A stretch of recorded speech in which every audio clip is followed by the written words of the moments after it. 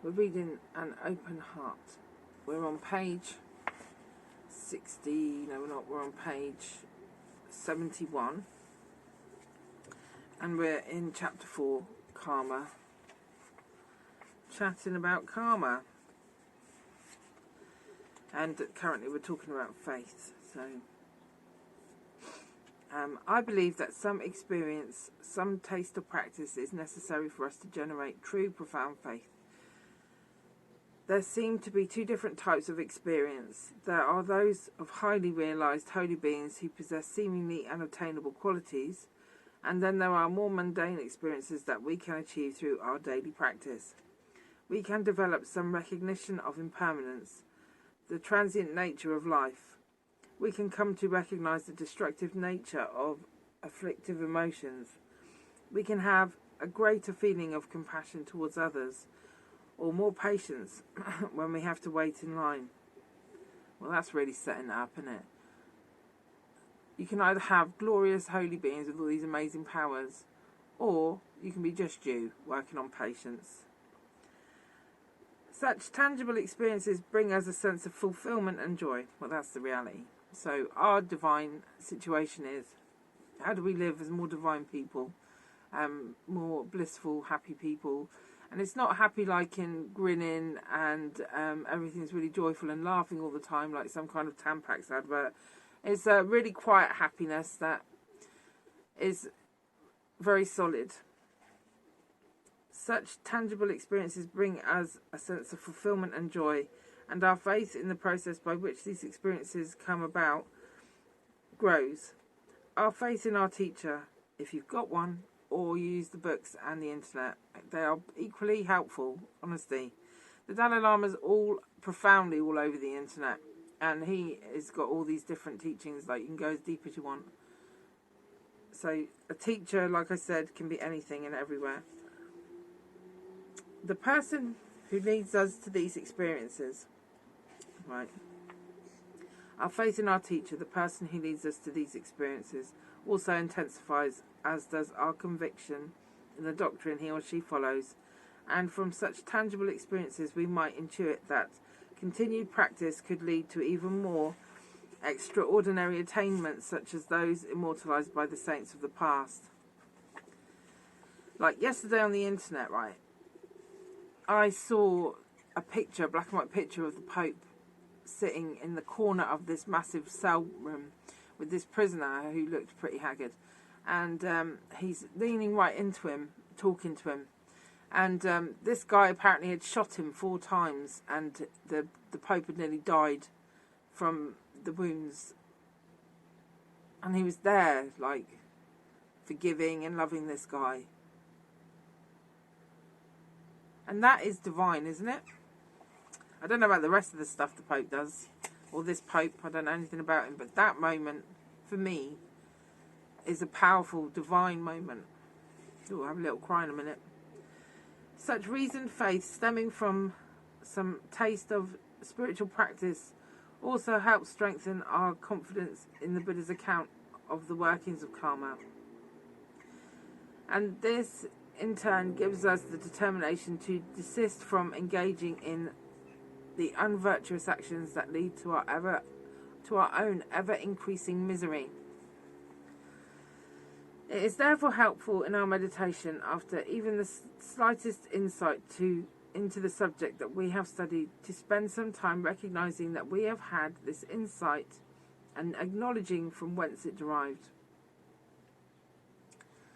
The way Tibetan Buddhist frames stuff is always in fear of pride, and partly because they set it up like these awesome holy beings, and then there's you, warty fucker, and so that there's almost like this humility that you're trying to attain can feel like an obstacle to growing, because you can't become a Buddha because they're amazing because you're a warty being.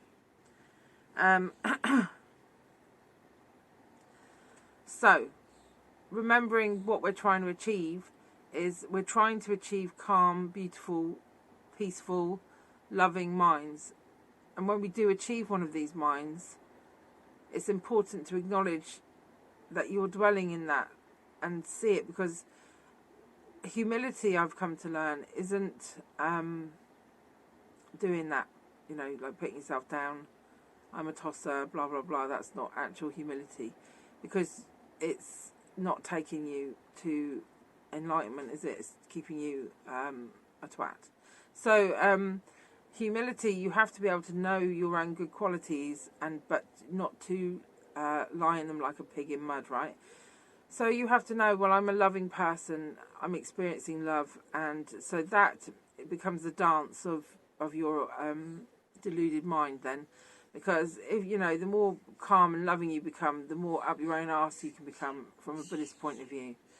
And really it's the raw sort of like love, the raw moments that real practice is happening, and it's not clouded by these intellectual sort of like added on ego coatings, which is like one of the reasons why I wasn't going to do this, is because I thought, oh, I'm going to sit there reading this book and I'm going to be like, look at me, I'm fucking reading the Dalai Lama's book on a video. And part of my grandiose nonsense would all step in and like, well, it's a bit like being a teacher, isn't it? And all of this. But actually, what you have to do is acknowledge that and not let it stop you, because that would have stopped me from doing this. Because who wants to be that twat? I don't. So, it would have stopped me from doing this. So you just have to acknowledge that your mind is becoming full of shit, and then get back to the reasons behind it all. But you must believe in your accomplishments, or your, you know, not accomplishments, but in your good mind and in your goodness and in your virtue, for want of a better word, so that you can become stable and solid. Sorry, I have totally gone off on one. So it's important in our meditation, after even the slightest insight into the subject we have studied, to spend some time recognizing that we have had this insight and acknowledging from whence it derived. So acknowledging from whence it derived is saying it comes from the Dharma, which means it comes from a massive lineage of minds and people who have worked to get to the same places you've got to. And initially, we think it all came from Buddha, which it just, for him, it just all came from realising what was going on in life. So, a bit like, where does my tea come from? It doesn't just come out of the cupboard. It comes from all of the people who've worked to pick the tea, who've like dried the tea, who then crushed the tea, put it in the bags, put it in the boxes, worked travelling the tea, bringing it here. It was work to the people who set up the water, from the earth where the water is coming from, you know. So that's the same as your Dharma realizations. They're like a cup of tea.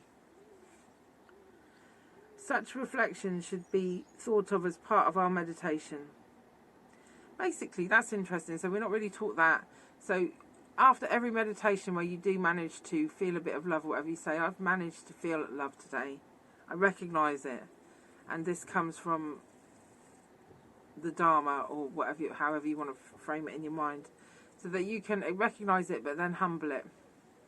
That's interesting. I like that. It helps strengthen the foundation of our faith in the three jewels of refuge, the Buddha, Dharma and the Sangha, and it helps us to progress in our practice, and it gives us the heart to continue. But again, the Buddha is the ultimate conscious mind of everyone. It's not just a human being. So having faith in your potential, in everyone's potential, living in our ultimate potential, calm, beautiful, peaceful. That's the Buddha. The Dharma is not the books that are translated from Tibetan necessarily, or Sanskrit or whatever. The Dharma is the path to that. It's, you know, it is the scriptures. It's reading it all, and it's going through the process, and it's doing the meditation, and it's doing all of this stuff. And the Sangha are the people that take you there. They're not necessarily wearing Buddhist clothes. They're the people that take you closer to that universal divineness. So that is, okay, the end. Sorry, waffled again. Next one is the afflictions. They sound fun. I'll do a couple of afflictions. Nice. Okay, bye-bye.